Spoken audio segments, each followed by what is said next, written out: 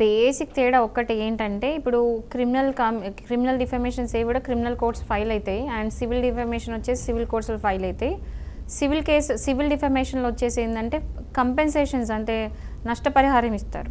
But criminal కేసెస్లో ఏంటంటే punishments ఇస్తారు, అంటే మీకు జైలు శిక్ష పడుతుంది ఒక 2 years దాకా కూడా. సో ఇవే బేసిక్ డిఫరెన్సెస్. ఇంకా కేసెస్ వరకు వచ్చేసి అంటే ఒక కేసు జరిగినప్పుడు ఆ కేసు మనం అంటే అక్కడ ఉన్న నేచర్ ఆఫ్ ద కేస్ బట్టి అది సివిలా లేకపోతే క్రిమినల్ అనేది డిసైడ్ అవుతుంది. So nature of the case బట్టే చెప్పగలుగుతాం అది ఏంటి అని చెప్పేసి.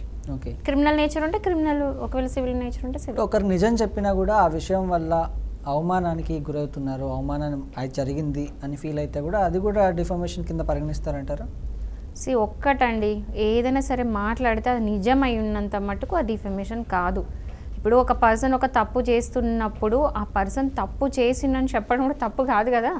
సో నిజంగా తప్పు చేసినప్పుడు మీరు మాట్లాడితే అది తప్పు కాదు.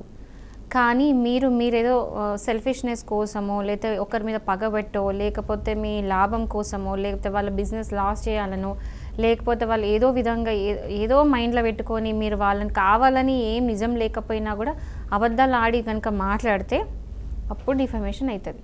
సో డిఫమేషన్ అంటే ఒక పర్సన్ ఒకలాంటోడైనప్పుడు అలాగనే మాట్లాడితే తప్పు కాదు. కానీ అలా కాకుండా కూడా అవునని చెప్పి మాట్లాడము అది తప్పు, అది డిఫమేషన్ అవుతుంది. వెరీ స్లైట్ సెన్సిటివ్ డిఫరెన్సెస్ ఉంటాయి.